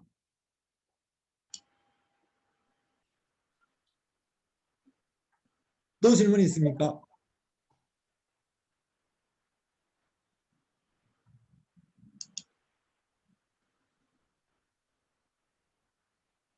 네, 제가 질문 하나 하겠습니다. 네, 저기 진짜 만나서 계속 이렇게 만나는데 제일 궁금한 것들이 있어서, 그래서 우리 박민수 대표님하고는 이제 직접 민주주의 뉴스에서 다음 주 목요일 날, 그 교육 그 복지하고 의료 복지에 대해서 이제 중점적으로 이제 인터뷰를 하려고 합니다. 그 전에 앞서서 이제 제가 계속 제가 알고 있는 마을 운동하시는 분들에게 달팽이 마을이라는 곳을 갖다가 이제 계속 소개를 하고 있는데요. 혹시 달팽이 마을 이경진 대표님 아십니까? 잘 모르시죠? 네, 잘 모릅니다. 그래서 이제 박민수 대표님도 이제 그 멘토 멘티 이런 식으로 해서 그 아이들하고 어른들하고 이렇게 서로 이게 그럼 오늘 좀 오세요.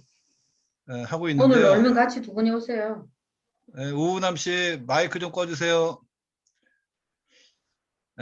그래서 이제 제가 이제 말씀드리고 싶은 거는 지금 달팽이 마을에서는 고등학생들이 초등학생들을 갖다가 멘토를 하고 있습니다. 근데 네, 초등학교 한 명을 멘토를 할 때, 이경진 대표 얘기 들어보니까 그 강의를 갖다가 한 2달 정도 이제 수업을 들어서 멘토 수업을 받고요. 그 멘토에서 이제 자격증이 이제 부여가 되면, 그 다음에 이제 초등학교 한 명을 갖다가 멘토하기 위해서 한 3명 정도가 평균 한 명을 갖다가 멘토를 한다 그럽니다. 그래가지고 제가 이제 한번 그 달팽이 마을에서 이제 그 활동가 인터뷰를 해봤는데, 거기 이제 그때 고등학교 2학년 여학생이 멘토를 하면서 이제 자기가 얻었던 그런 부분들에서 이제 되게 강조를 하는데, 이거는 모든 대한민국에 있는 학생들이 이런 멘토 수업 이런 것들에 대해서 해봐야 된다 하고서 되게 막 열정적인 그 의견을 갖다가 낸 얘기를 들었는데, 앞으로도 저는 그래서 이제 그 은혜 공동체하고 달팽이 마을하고 교류를 갖다가 한번 직접적으로 추진해 보면 어떨까. 근데 달팽이 마을이 중랑구에 있거든요. 네. 그렇게 멀지도 않으니까 서로 교류를 하고, 제가 이제 한 3월 중에 요새 코로나 전국이니까 이 줌을 통해서 은혜 공동체 달팽이 마을 해가지고 토요일 날 오후에 저녁 때 다들 이제 그 저녁 먹고 나서 편한 시간에 한번 이렇게 모임을 한번 주선을 할까 합니다. 어떻게 괜찮으시겠습니까? 네, 좋습니다. 예, 그럼 한번 추진해 보도록 하겠습니다. 예, 감사합니다. 말씀 잘 들었습니다. 네.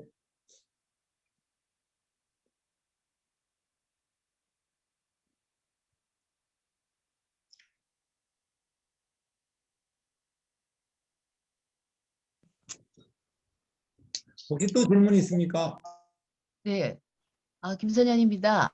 네, 의료 복지 사회적 협동조합을 지금 추진하고 있는데요. 네, 만약에 이런 복지 협동조합 형태로 네. 이런 공동체적 시스템을 일부 시작할 수 있는 어떤 방법적인 거를 혹시 제안해 주실 수 있을까요? 질문을 정확하게 이해 못했습니다. 죄송합니다. 의료 복지 사회적 협동조합을 지금 추진하고 있는 단계인데요. 네, 그런데 지금 저희 같은 상태에서 지역 소도시에서 네, 이런 소규모라도 공동체적 시스템을 그 의료복지사회적 협동조합이라는 조합원을 중심으로 해서 할 수 있는 방법이 있을까요? 공동체적 시스템이요? 예. 아, 의료복지사회적 협동조합이라는 그 체제 안에서 조합원을 중심으로 네, 네, 이렇게 작은 규모나마 네, 공동체적 같이 한 집에서 산다거나 이거는 불가능하지만 네, 지금 조합원이라는 어떤 가족으로 묶여져 있잖아요. 네, 네, 한 500명의 조합원이 되는데 이 네, 조합원들 중에서 일부 원하는 사람들이 모여서 네. 시스템을 한다면 어떤 형식이 가능한 게 있을까요? 처음에 할 수 있는 거 조합원의 형태로. 네, 좋은 질문입니다. 저도 지금 많이 고민하고 있는 부분입니다. 저도 서두에 말씀드린 것처럼 어찌 하다 보니 건강한 의료사업 이사장을 맡게 됐는데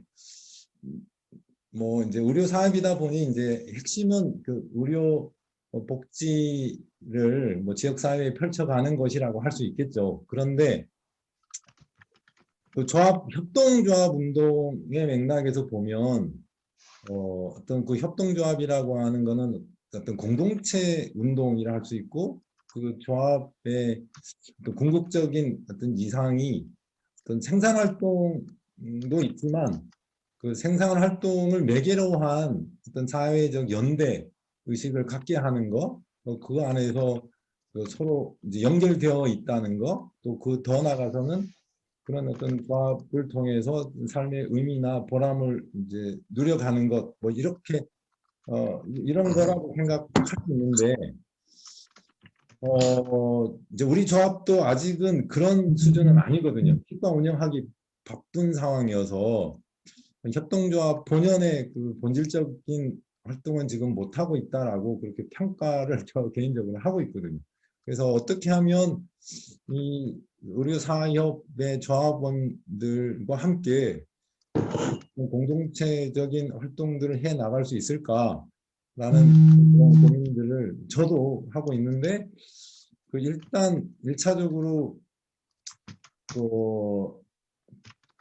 의료사협이긴 하지만 다양한 어떤 그런 같이 모일 수 있는 장들을 마련하는 것이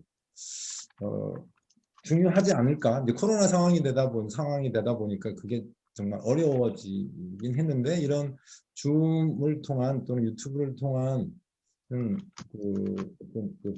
이런 장을 마련해서 함께 할 수 있는 시간들을 좀 만들려 보려고 하고 있습니다. 가장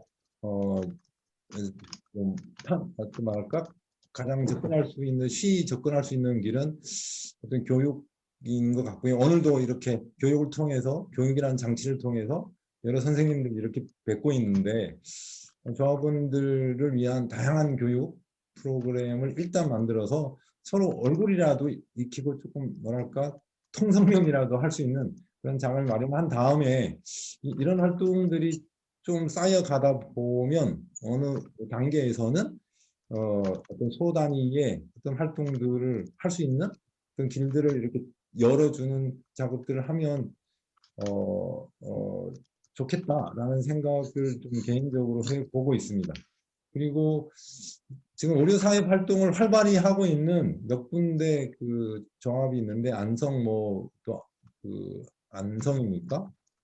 그리고 저기 산림, 은평구에 있는 산림조합들, 여기는 거의 공동체성이 메인인 느낌마저, 우리 활동은 좀 부차적인 거고 공동체가 메인인 이런 느낌을 갖는데요. 그런 곳에 가서 좀 배워보고 싶은 마음도 있습니다.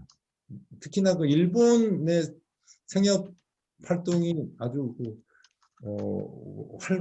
일본에 있는 그 조합들이 그 생협 활동으로 활발하다는 이야기를 들었는데, 코로나가 좀 잠잠해지면 거기도 좀 가서 좀 배워보고 싶은 마음도 있습니다. 네, 고맙습니다. 네, 질문 하나 할게요. 네, 네, 반갑습니다. 반갑습니다. 은혜 공동체 두 분 갔었는데, 네, 네, 선생님 기억합니다. 네, 많이 말씀 듣고 배우게 되고요. 세 가지 궁금한 게 생각났어요. 하나는 자립에 관한 것, 그 다음에 생태 문제, 그 다음에 영적 수련 문제, 그 식이주, 그리고 의료, 에너지 이런 데 대한 자립 부분이 어떤지 하나 하고요. 잠깐만요.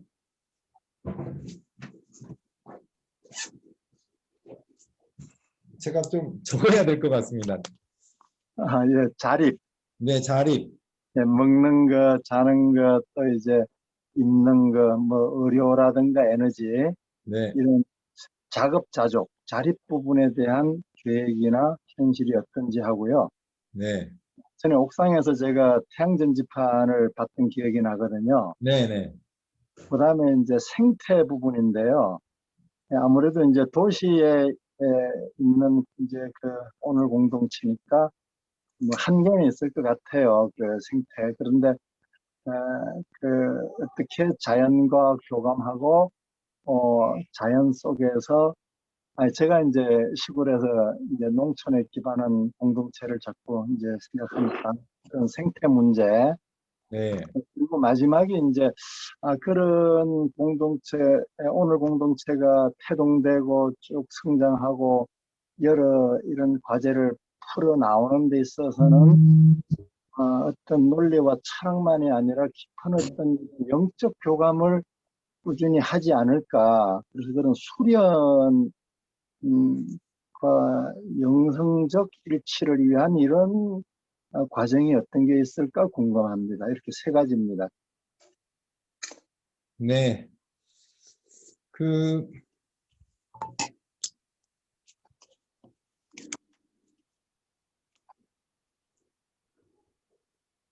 자립에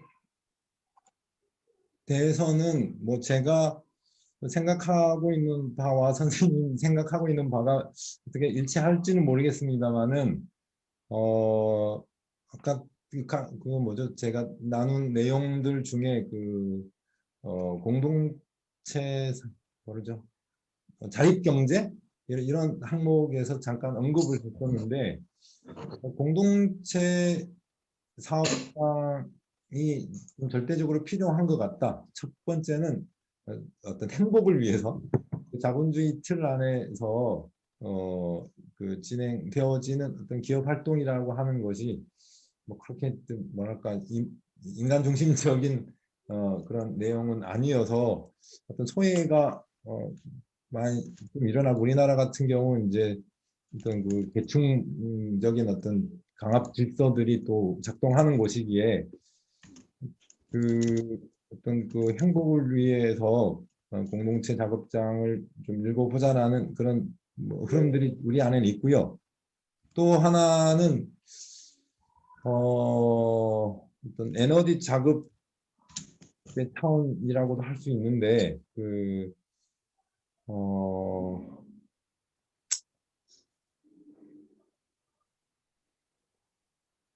에너지 작업은 아닌 것 같습니다. 그 뭐랄까 우리도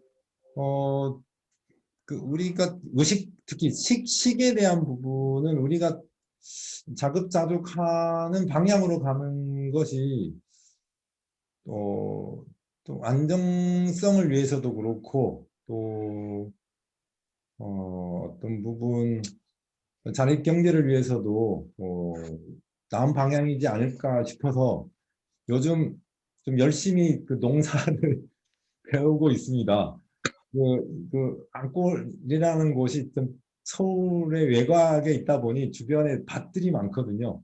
요즘 밭들을 많이 빌리기도 하고 또 주변에 빌려주시기도 해서 그 힘내서 열심히 좀 밭농사 하고 있고요. 거기서 나오는 생산물들을 우리가 많이 좀 소비하고 있습니다.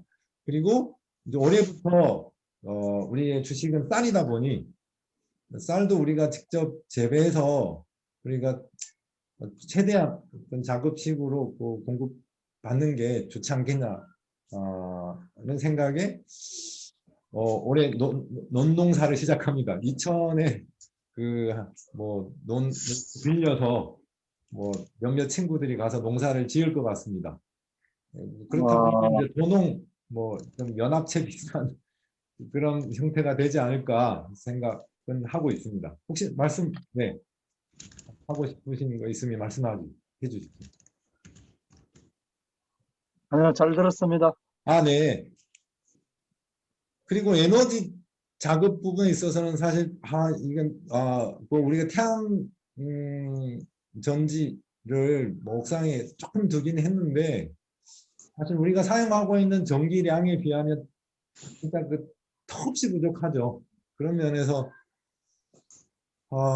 지금으로서는 큰 어떤 대안은 없다고 할 수 있습니다. 2호집을 좀 짓는다고 하면 이런 어떤 대한 에너지도 좀 많이 좀 고민을 해서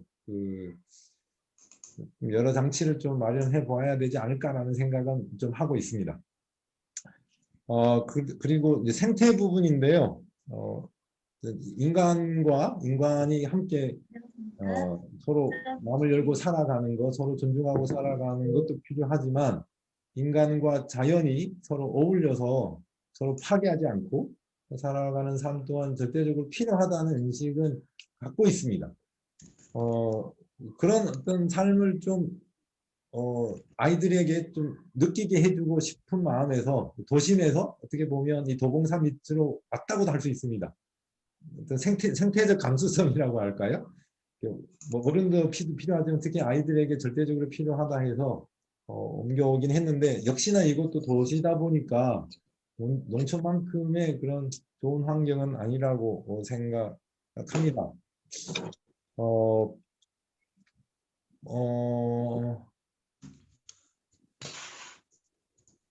그리고 앞으로 공부를 좀 해 나갈 영역 중에 이 생태에 대한 부분도 또 큰 어떤 우리의 또 영역이지 않을까 이런 생각도 하고 있고요. 그래서 아직은 이제 생태에 대한 부분은 우리가 인식이 그렇게 확장되어 있지는 않습니다. 그래서 많이 배우려고 합니다. 특히 생태를 지향해가는 공동체들과 함께 이렇게 여러 연대 활동을 하다 보니 이제 우리가 가장 좀 부족한 부분이 이 부분이겠구나라는 생각이 좀 요즘 많이 들어오고 있습니다. 그래서 뭐 연대 활동을 좀 하면서 많이 배워가 보려고 하고 있습니다. 그리고 영적 교감 부분인데요. 그 영성이 무엇일까에 대해서 언젠가 한번 생각해 본 적이 있는데 영성은 어떤 이렇게 통하는 거 서로 통하는 것이지 않겠나 아니나 뭐 이런 생각을 좀 해보고 있는데 사람과 사람이 통하는 것도 이게 영성이라 할 수 있고 인간과 자연이 교감해가는 것 우주와 또 자연 인간이 교감해가는 것이 영성이지 않을까 그런 교감 능력을 늘려가는 작업은 해보려고 했는데 뭐 영성이라고 하는 뭐 이런 어떤 카테고리에서는 좀 뭐 우리가 부족한 부분이라고 그렇게 인식하고 있습니다. 대답이 됐는지 모르겠습니다. 네, 감사합니다.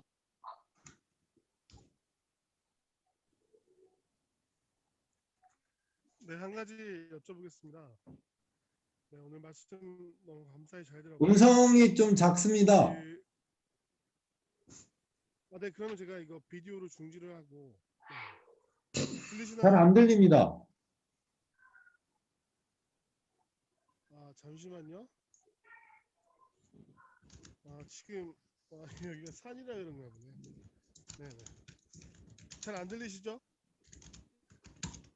네, 그러면 제가 채팅창에 질문을 올리겠습니다. 다른 분 먼저 하십시오. 그래도 귀담아 들으면 들리긴 합니다. 네. 그럼 짧게 질문 드리겠습니다. 네. 지금 오늘 공동체의 이 성공 사례를 오늘처럼 이렇게 좀 널리 좀 퍼뜨려 주시면 감사하겠다는 생각을 많이 하게 됐습니다. 아니 뭐 가짜의 말씀을 해주셔서 몸둘 바를 모르겠습니다. 그 과찬의 말씀을 해주셔서 몸둘 바를 모르겠습니다. 너무 성공하고요. 네네. 그 기회를 주신다면 뭐 열심히 또 참여해 보도록 하겠고요. 뭐 그리고 우리 집을 방문해 주신 분들도 좀 뭐 코로나 시기는 거의 없지만 뭐 많았던 것 같은데, 하여튼 그 한국의 이제 공동체의 그 뭐랄까 정신을 좀 확대해 가는데 작게나마 일조를 하면 좋겠다는 생각에 열심히 또 선임들과 대화를 나누고 있습니다. 고맙습니다. 네, 감사합니다, 선생님. 네. 그리고 이제 보니까 구조적으로 지금 그 우리가 이제 처해 있는 그 현대인들의 삶의 그 모습 속에서 구조적으로 빠질 수밖에 없는 그런 문제들, 모순들, 그것을 근본적으로 해결할 수 있는 그 시작이 되는 것 같아요. 저는 개인적으로 우리 젊은이들이 자본주의 사회 속에서 이 그 학비 문제로부터 그 덫에 빠지기 시작하면서 헤어나올 수 없는 그 구조적인 모순에 빠진다고 생각을 하거든요. 그런데 그것 자체를 차단하시면서 그 공동체성으로 이렇게 해결해 나가시는 모습 자체가 굉장히 그 문제 해결에 굉장히 중요한 부분이다, 이런 영감을 받았습니다. 네, 너무 감사하고요. 지금 이렇게 공동체 형태로는 뭐까지는 힘들지만 아까 말씀 나오신 것처럼 협동조합 단계에서 이렇게 진행을 하다 보면 결국에는 이 공동체로 향하면서 근본적으로 여보세요. 네네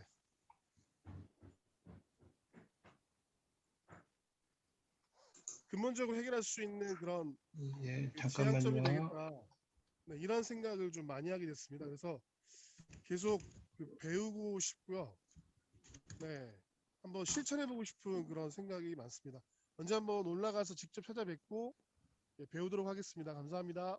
네, 예, 함께 하고 싶습니다.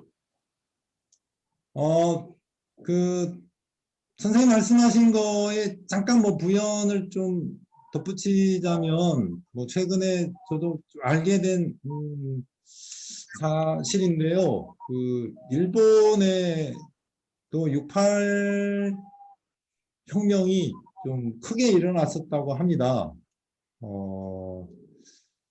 그래서 이렇게 거대한 흐름으로 가다가 이제 크게는 이제 두 갈래로 나누어졌는데, 이제 뭐랄까 강성파, 온건파 이런 형태로 갈라졌는데, 이제 강성파는 무력투쟁 형태로 좀 진행이 됐고, 이제 나중에 이제 강성파는 내부의 어떤 충돌에 의해서 사회적인 이슈가 되었고 어떤 소멸 과정을 거쳤다고 합니다.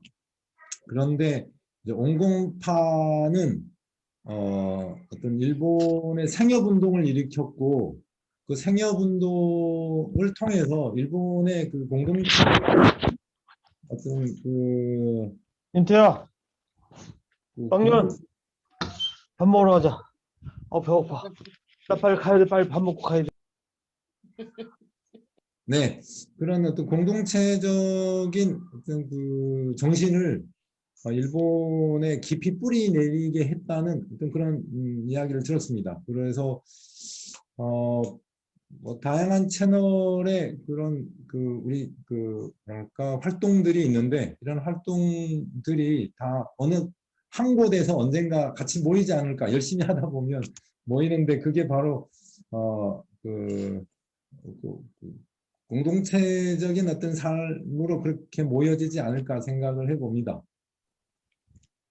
네, 감사합니다. 또 한 가지 생각을 해보는 것은 이 처음부터 인문학부터 여러 가지 교육적인 수단을 통해서 이렇게 만들어 가셨는데요.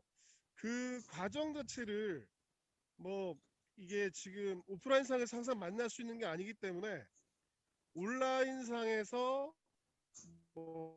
비대면 쌍방향으로 해서 이런 줌 체제를 활용해서 그 처음부터 하셨던 그 단계들을 한번 같이 공유를 하면서 같이 이렇게 나눠보면 굉장히 중요한 경험이 되겠다는 생각을 해봅니다.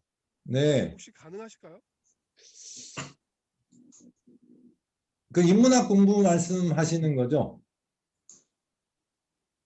네, 인문학 공부부터 시작해서 보니까 그런 교육을 통해서 공감대가 형성이 되고 한번 해보자라고 하는 그런 의지가 만들어지신 것 같아요. 그래서 단계들을 한번 비대면을 통해서 매주 일정한 시간에 같이 하는 모임을 이렇게 한번 가져보는 건 어떨까 하는 생각을 해봤거든요. 네. 뭐 시도해 본 일은 아니지만 뭐 불가능할 것 같지는 않습니다. 네, 그러면 이에 대해서 제가 좀 개별적으로 개인적으로 연락을 좀 드리고 상의를 좀 드리도록 네네. 하겠습니다. 고맙습니다. 감사합니다. 뭐 참조로 말씀 뭐 드리자면 지금까지는 이제 자체 공동체에서 이제 공동체 학교라는 거를 진행해 왔는데요. 작년부터 그 외부 청년들 몇 팀이 방금 선생님 말씀하신 것처럼 쉽게 말해서 이제 뭐 작은 공동체 학교든 어떤 공동체를 위한 인문학 학교든 이런 어떤 커리큘럼을 좀 만들어 주셔서 우리에게 좀 인도를 해달라라는 이제 부탁을 해와서 지금 현재 세 팀을 지금 뭐 진행하고 있습니다. 대부분은 이제 방금 선생님 말씀하신 것처럼 이제 책을 읽어가면서 이제 공동체성을 서로 공유하는 뭐 그런 내용이긴 합니다. 뭐 그런 진행이긴 합니다.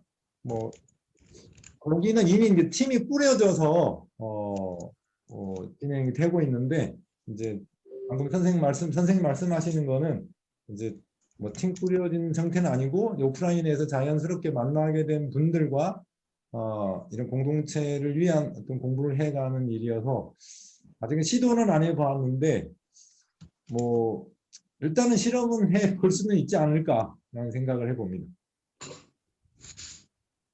네, 감사합니다. 네.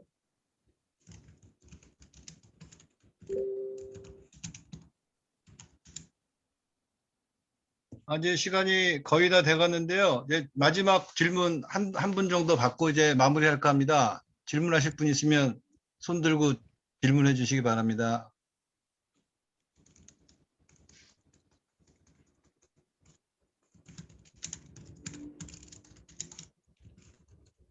한 번 드리겠습니다.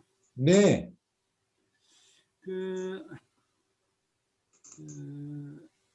아까 강의하실 때 네. 남성들 모임에서 네. 설거지하는 문제로 한바탕 깨졌다 그런 얘기가 있었는데 네. 전체 공동체를 이루어가는데 아주 조그만 이제 생활에 필요한 여러 가지 일들을 네. 어떻게 분배하고 이루어가는지 네. 그런 것들을 좀 말씀해 주실 수 없을까요? 네. 그 연합과정 설명할 때 그냥 스킵하고 넘어갔었는데요. 상당히 중요한 부분이었습니다. 그러니까 어떻게 보면 실패 경험인 거죠. 깨어지는 것을 보면서 다들 상당히 힘들어 했고요. 지켜보는 또 공동체원들도 가슴 아프게 좀 다들 여겼던 그런 사건이었습니다. 그런데 어떻게 보면 그 사건을 통해서 우리가 배운 바가 아주 컸다고 할 수 있습니다. 그러니까 어떤 정말 작은 건데, 그러니까 여성 모임이 있었고 남성 모임이 있었는데요. 여성 모임은 처음 2년간은 분쟁이 많았습니다. 정말 사소한 것으로 서로 좀 의견이 커서 거의 뭐 일주일에 한 서너 번씩은 서로 좀 말다툼 이상의 어떤 그런 감정적인 어떤 충돌들이 있었던 것 같아요. 그런데 남성 같은 경우는 처음 2년은 정말 정말 행복하게 지냈습니다. 뭐랄까 행복의 좀 왔다 말할까 극단을 뭐 이렇게 달렸다고 할까요? 그래서 그 당시만 해도 여성분들이 남성 집에 가서 좀 배우기도 했습니다. 남성은 정말 잘 사는데 여성들은 날마다 싸우는 거죠. 그래서 우리가 무슨 문제가 있나 라고 해서 집에 가서 몇 번 지내기도 했습니다. 그런데 여성은 그런 과정을 통해서 어떤 뭐랄까 조정들을 해갔고요. 대부분은 성격 문제였던 것 같아요. 그래서 서로를 깊이 알아가는 어떤 그런 단계를 거치게 되었고 한 3년 차가 되다 보니 서로를 깊이 알게 되면서 서로를 맞추는 어떤 일들이 이제 진행이 되고 그게 되다 보니까 이제 드디어 이제 공동체적인 어떤 안정감으로 이제 진입이 된 거죠. 그런데 남자들 같은 경우 이제 쉽게 말해서 좀 사소한 것들은 그냥 퉁퉁 치고 넘어가는 거죠. 그런데 아니 그렇다 보니까 초반에는 그 문제들이 거의 보이지가 않았습니다. 그런데 이제 이 집안 청소 문제, 설거지 문제가 한 2년간 계속 누적이 된 거죠. 어떤 식으로 누적이 되느냐? 어떤 한 친구는 계속 설거지거리를 쌓아놓고 어떤 친구는 계속 설거지를 해왔던 거예요. 이게 마찬가지, 뭐 이렇게 청소도 마찬가지죠. 빨래도 마찬가지로 그렇고요. 그렇게 2년간을 살다 보니 이제 설거지를 하고 청소를 하고 빨래를 해오던 친구가 어느 단계에서 내가 이 집의 노예인가? 라는 생각이 들어오면서 그때부터 뭔가 이제 자기를 그런 노예화 시켜가는 애들이 어떻게 보면 어떤 뭐랄까 과하게 말해서 뭐랄까 어떤 뭐 진짜 마귀 새끼로 보이는 거죠. 그래서 이런 불편감이 터져 나오면서 이제 나눴어요. 내가 이런 것 때문에 힘들다라고 나눴는데 이제 그 나누다 보니까 이제 청소 안 한 친구가 이제 반성하고 내가 열심히 하겠다라고 한 거죠. 그런데 이게 하루아침에 변하지 않아요. 20년, 30년 동안 한국 남성으로 살아오면서 이게 체득이 된 거예요. 설거지 집어 던지는 삶이 체득이 되고 집안 정리 안 한 거가 체득이 되는 거예요. 이게 하루아침에 안 되죠. 그래서 그 친구가 다시 1년을 더 어떻게 보면 참아낸 거죠. 그 3년 차가 되면서 4년 차 접어들면서는 쌍욕을 하면서 나 못 살겠다 하고 이제 모임을 깬 거죠. 이걸 보면서 공동체로 같이 산다는 거 또는 부부가 함께 산다는 거 그 평화를 이루려면 어떤 누구가 어떤 누구를 노예화시키면 안 되겠구나. 노예화시킨다는 거는 뭐냐? 내가 해야 할 설거지를 순간 안 하는 거. 그 작은 거지만 내가 해야 될 몫을 안 해버리면 누군가가 해야 되는 거죠. 설거지는 안 하면 안 되니까요. 안 하는 순간 누구를 노예로 전락시키는 거구나를 알게 된 거죠. 그래서 공동체로 살아가는데 누가 누구를 노예로 전락시켜서 살아간다면 그거는 공동체라고 할 수 없지 않느냐. 그냥 뭐 어떤 신분사회 조선시대로 다시 살아가는 것이지 않냐라는 깊은 자각이 있게 됐고요. 그런 자각 이후에 이제 그 공동체원 모두가 심기일전을 좀 했습니다. 특히 이제 남성들이 빨래하는 연습, 밥하는 연습, 설거지하는 연습, 집안 청소하는 연습 이런 연습들을 좀 열심히 한 것 같아요. 그리고 인공 1호에 들어올 때는 정말 목숨 걸고 여기부터 우리가 그 뭐랄까 업그레이드 해야 되겠다. 여기서 실패하면 한 3년 못 가서 거의 붕괴되지 않을까라는 그런 위기의식을 갖고 모두 다 이 집에 좀 들어왔다라고 할 수 있습니다. 그래서 우리 집에 이제 오신 분들이 다 돌고 나서 하는 말이 뭐 한 몇 가지가 있는데 집이 뭐 예쁘다라는 말들 하시고 그다음 거의 100% 하시는 말씀이 뭐 집이 이렇게 깨끗하냐. 뭐 이제 초반에야 이제 손님들 오신다 하니까 대청소할 수 있지만 날마다 손님들이 오시는데 날마다 대청소를 할 수는 없죠. 그런데 올 때마다 집이 깨끗한 거죠. 이게 어떻게 가능하냐 이런 말씀들을 하시거든요. 이게 그 가능한 이유가 이 청소나 빨래나 뭐 이런 뭐랄까 설거지나 이런 거에 다들 어떻게 보면 목숨을 걸고 있어서 가능하다고 할 수 있을 것 같습니다. 그런데 그럼 날마다 그렇게 청소에 긴장을 하면 어떻게 사냐라고 할 수 있는데 시간 있는 사람이 열심히 하는 거죠. 그래서 순번제로 시간이 날 수가 있지 않습니까? 그러면 뭐 일주일에 한 번, 하루 누군가 시간이 난다고 하면 그 사람이 열심히 해주고 나머지 6일 동안은 또 다른 사람이 이제 해주는 그런 형태인 거죠. 물론 공유 공간은 구역은 있습니다. 그런데 그런 순번제로만은 사실 불가능합니다. 모두 다가 그렇게 함께 동참해 주는 것이 있어야 가능하지 않을까 싶고요. 물론 선생님 말씀하신 대로 그 구역이 있고 구역마다 이제 그 담당자들이 좀 정해집니다. 그리고 또 그게 이제 순번제로 또 돌기도 하고요. 각 부족마다 그런 담당 구역들이 또 정해지기도 합니다. 네.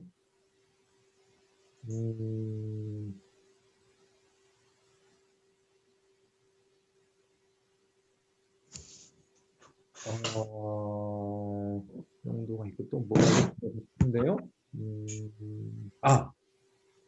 전체가 같이 또 구역 말고요. 전체가 또 힘써서 또 해보자라고 하는 약간 규범 비슷한 것이 있는데요.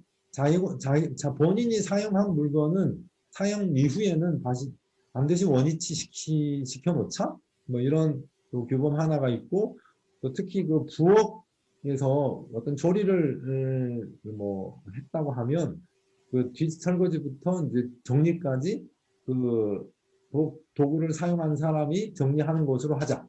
뭐 이런 것. 크게는 이 두 가지 규범이 있습니다. 이 두 가지 규범을 모두 다가 열심히 좀 지켜주는 것 같습니다.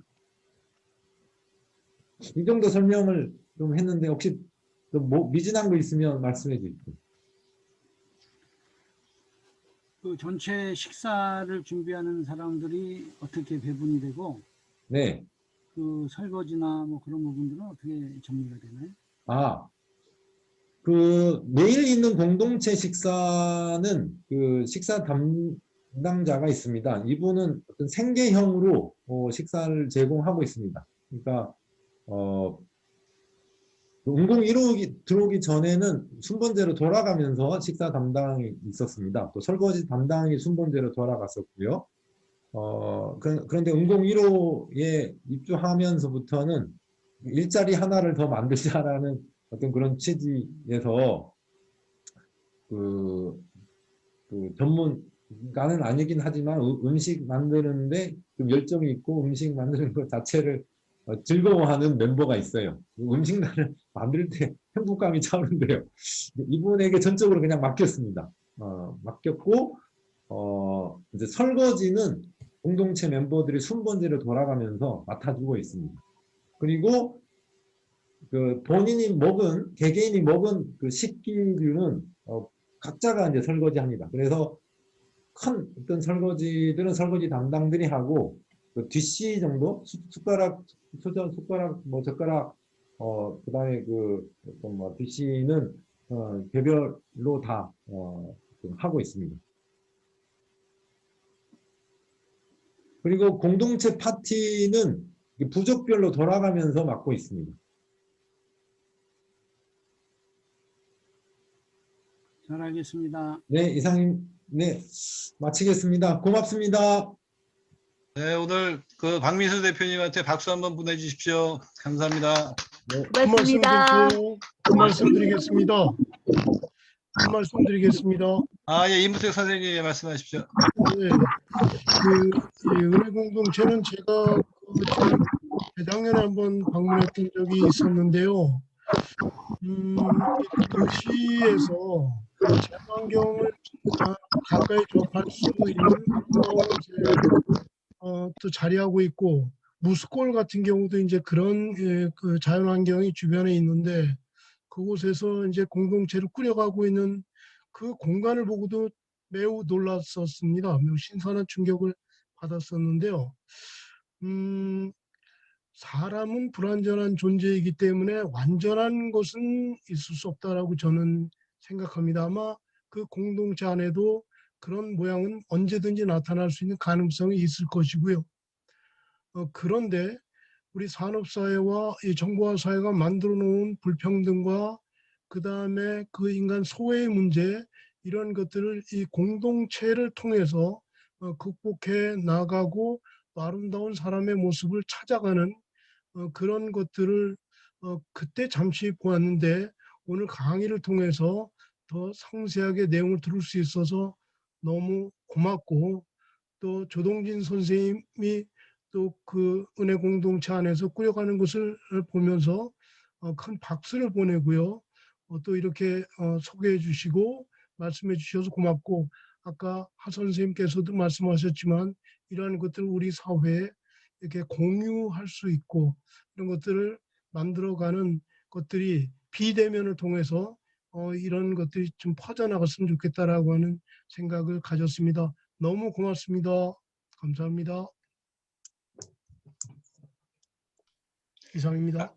네, 자, 그럼 이것으로 오늘 그 수요 포럼 박민수 대표님을 모시고 오늘 공동체 얘기를 들어봤습니다.